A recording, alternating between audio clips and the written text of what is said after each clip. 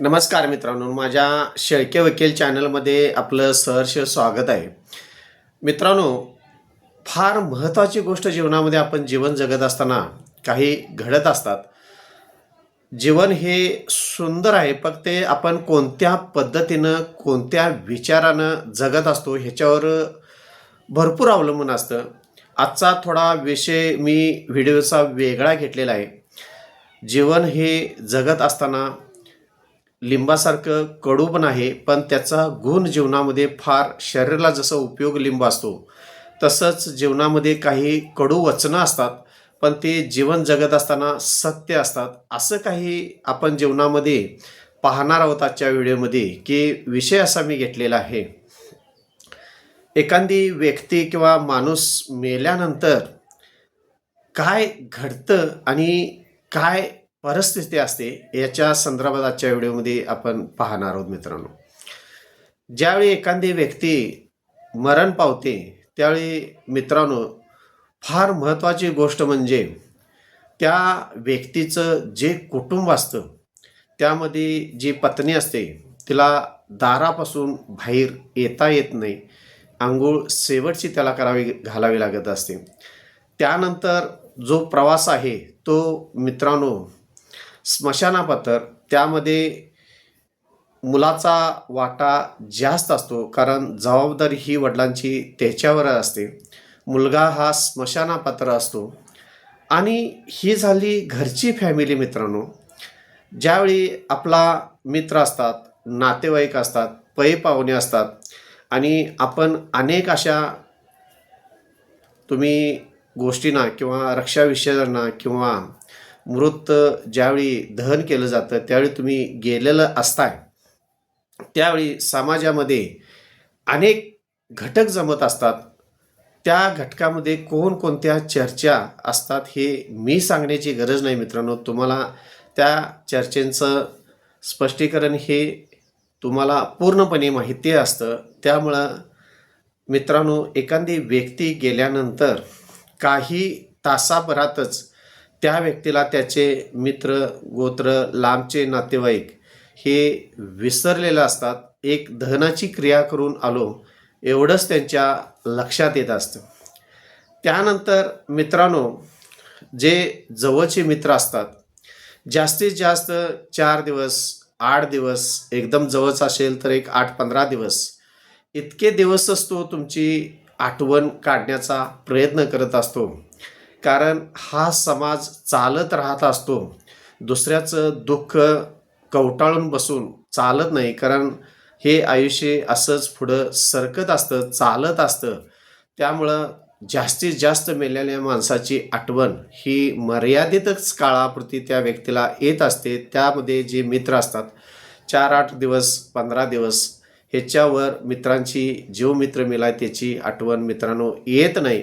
कारण प्रत्येक मित्राला त्याचा घरदार, संसार, त्याचा व्याप, त्याचा ताप, त्याला ह्या जगामध्ये कॉम्पिटिशनमध्ये उतरायचं असतं.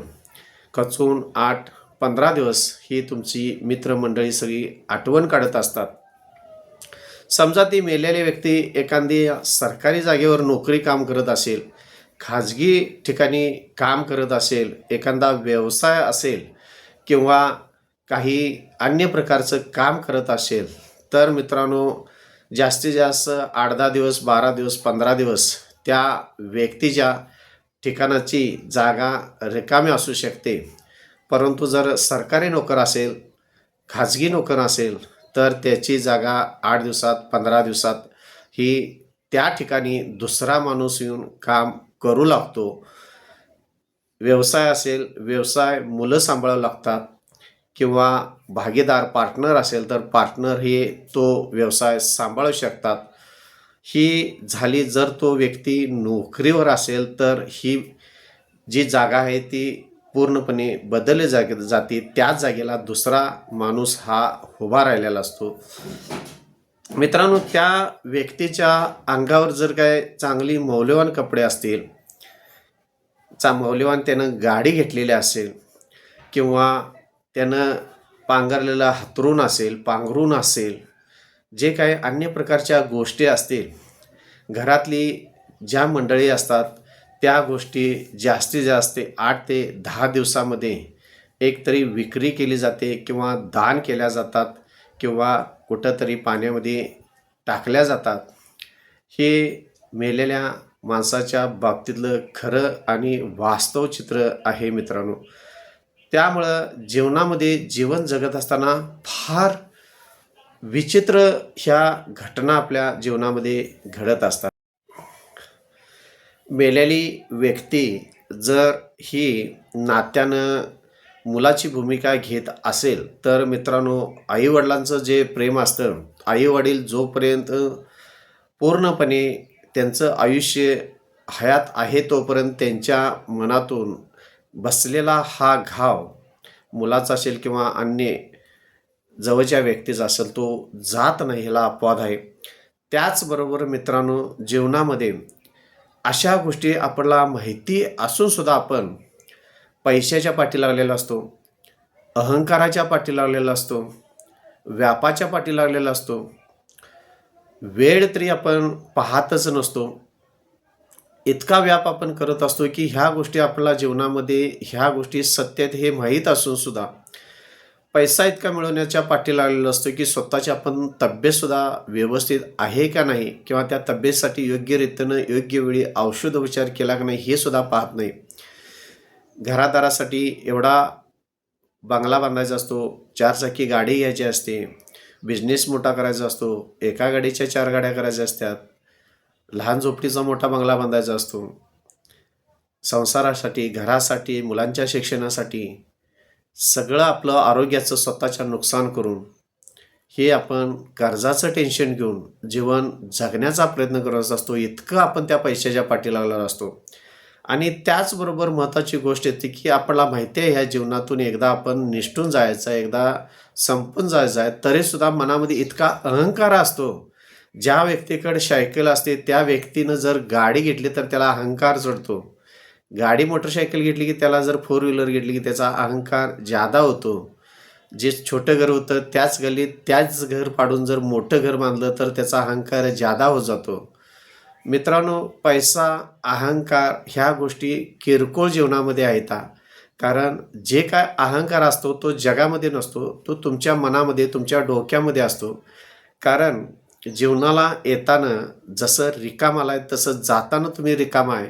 हे जर प्रत्येक क्षणाला जर तुमच्या मरणाचं जर तुम्हाला स्मरण जर असेल तर तुमच्याकडं पैसा किती आला तुम्ही शांत असणार आहे. कितीही जीवनामध्ये सुखदुःख आले तर तुम्ही शांत असणार आहे. कारण ज्या दिवशी तुम्हाला मरणाचं स्मरण होईल ना त्यावेळी जीवनामध्ये खरा आनंद तो जो मिळायचा आहे तो मिळालेला असणार आहे. सांगण्याचा उद्देश असा नाही की तुम्ही व्याप करू नका, ताप करू नका, टेन्शन घेऊ नका.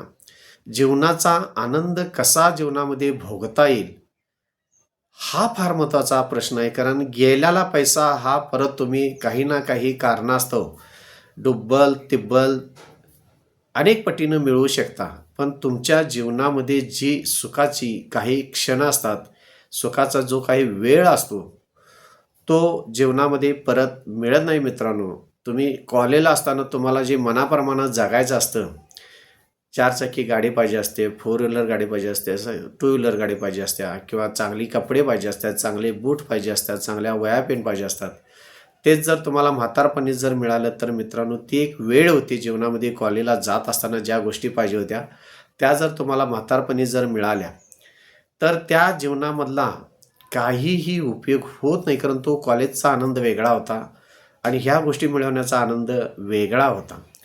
त्यामुळं जीवन जगत असताना पैसा, अहंकार हा जास्तीत जास्त आपण जीवनामध्ये विसरण्याचा प्रयत्न केलाच पाहिजे. कारण जीवन हे पुन्हा पुन्हा नाही आहे. त्यामुळं जीवनातला प्रत्येक क्षण हा आपण वेचण्याचा प्रयत्न केला पाहिजे. कारण माणूस मेल्यानंतर त्याच्या जीवनामध्ये काय काय घडत असतं हे मित्रांनो आजच्या आपण व्हिडिओमध्ये पाहिलेलं आहे. माझ्या व्हिडिओवर जर तुम्ही नवीन असाल तर चॅनलला सबस्क्राईब करा. व्हिडिओ आवडला तर लाईक करा, शेअर करा. धन्यवाद मित्रांनो.